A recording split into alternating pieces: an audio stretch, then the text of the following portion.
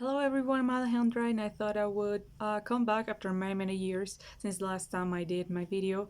I have long hair again, and in that video I had long hair too. And I don't know when was, I think I uploaded it on 2015.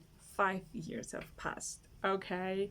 And I still have these babies and now I have long hair again.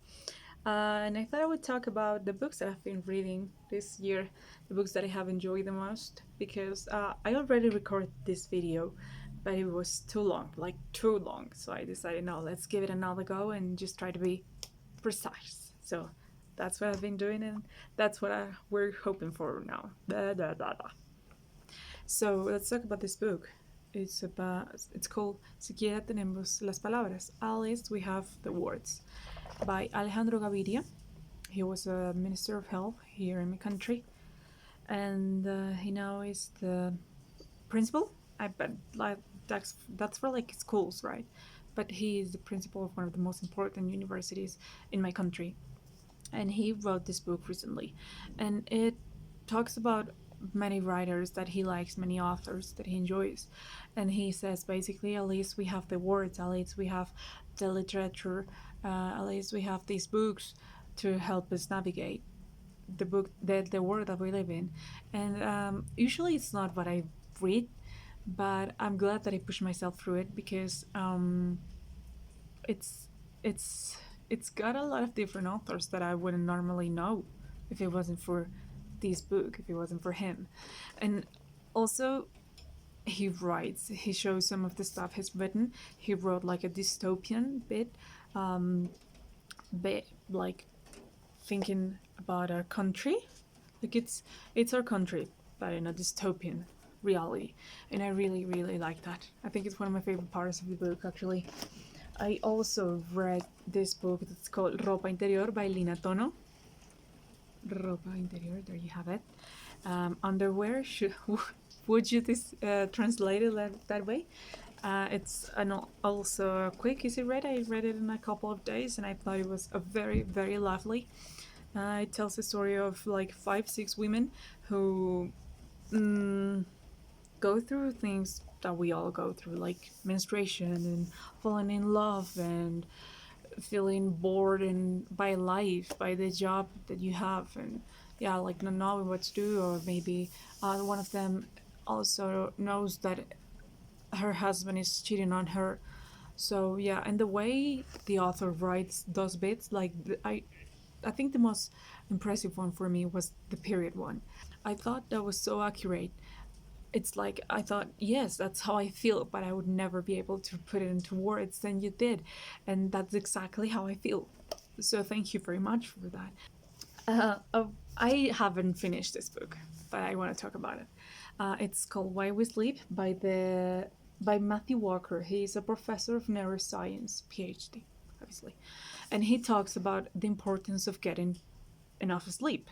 Like, I read I have read maybe the first 4 chapters of the book, and it's so interesting because he shows like the part of the brain that sends the signal, okay, that like says, okay, so it's nighttime, so the body should be going, we should be going to sleep, and things like that. I like that very much, but it's not fiction, and I love fiction, so that's why it's taken me some time, I have to admit. Another book that I have read and I have absolutely loved, and I have to talk about it. It's The Seven Husbands of Evelyn Hugo. I don't have words to describe how good it is. I loved it so much. It's about this Hollywood actress who has always been very private about her life, and she's had 7 husbands.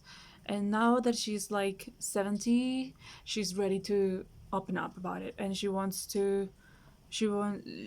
a journalist to write a book about her life, and she thinks about this specific journalist, and the journalist thinks, okay, but why me? And the reader, I wonder, like, why does it have to be her? And throughout all the book I kept thinking, why does it have to be her? And when they finally answer that question, you're like, oh my god, that was why. And yeah, but it's just, the book's amazing, like really. The final pages are like, Whoa, I remember I cried. Obviously, I cried, but it's just it's got diversity and yeah, I don't know. I highly recommend it. I gave you 5 stars in Goodreads. Like, obviously. What else? I want to talk about the book that I just finished. I just finished the first book in the trilogy of Shadow and Bone. Trilogy? Yeah, trilogy. It's so good. I can't believe I had been sleeping so long on it. Like, what? What? um, it's it it's fantasy. You know, it's like 100% fantasy, and it's like in an antique world, and like different creatures, and I don't know. I love that I can't put it down. I'm reading the second one. I can't put these books down. Like there's always something going on. I have to find out how they're going to get themselves out of the situation that they put themselves in. Like how is this going to solve? Like last night I was reading the first book and the ending, and I thought, how is this going to work out? And I love that. I love that a book is so good that you just can't put it down. So yeah, I highly recommend it if you like fantasy, if you like romance too, because it's got some. So yeah. Um, about TV shows, I obviously have to talk about Crash Landing on You. It's a K drama. It's on Netflix in case you want to check it out. Um, it's about this South Korean CEO who ends up because of an accident, because of I don't remember what it's called. Because of an accident, she ends up in North Korea. So a soldier finds her, and he wants to first take her to questioning, and then he wants to take her back to where she belongs, to South Korea. And obviously things happen there, and the story is a bit cliche, but I loved it. I loved it so much. First of all, Hyung Min, I love him. He is, wow. I can't. And the chemistry he has with Song Ji-jin is amazing too. I think they were great. I think they were great. I read some things, but I have to say that I personally loved their chemistry and I loved their performance. The fashion aspect of the K drama was amazing, I have to say. And just it made me cry so much. I don't know, the romance was so lovely. Look, I flew through it. I have to say, I flew through it. I have also been really enjoying Grace and Frankie. Those two ladies. Oh my gosh.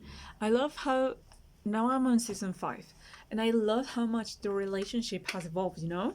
Like in the first season, they were just like, they did not like each other at all. And now, see how far they've come? Like, how one of them says, like, we're together, it's a deal breaker. You're gonna have to take me with her. That's just how it is. And they're just they've gone through thick and thin, and I love that. I highly recommend Grace and Frankie, really. I also watched this show, this K drama called When the Camellia Blooms, and it's on Netflix too. It's lovely. I loved how every chapter you got to find out something about the killer. Yes, there is a serial. I feel like I'm saying serial, like a serial killer, and you find out something about that person every chapter, every episode. So it's really, really good. Um, and yeah, I guess that's what I've been up to. Right now, I'm currently watching Itaewon Class. I love Park Seo Joon. Park Seo Joon. So yeah, that's it. And I'm like I said, I'm reading the second book of the Shadow and Bone trilogy. I've just started it, but they're just now in a situation that I'm like, oh my gosh, how is this going to work out? So I'm gonna get back to that. I've been studying too, studying French. So yeah, that's what I've been up to. If you've read any of these books that I talked about, please let me know. If you have watched any of these K-dramas, also let me know if you have any recommendations, things that I should read, things that I should watch. Please let me know whatever you want to in the comments, or on Twitter, on Instagram, whatever. Please let me know. This has been it. Bye bye.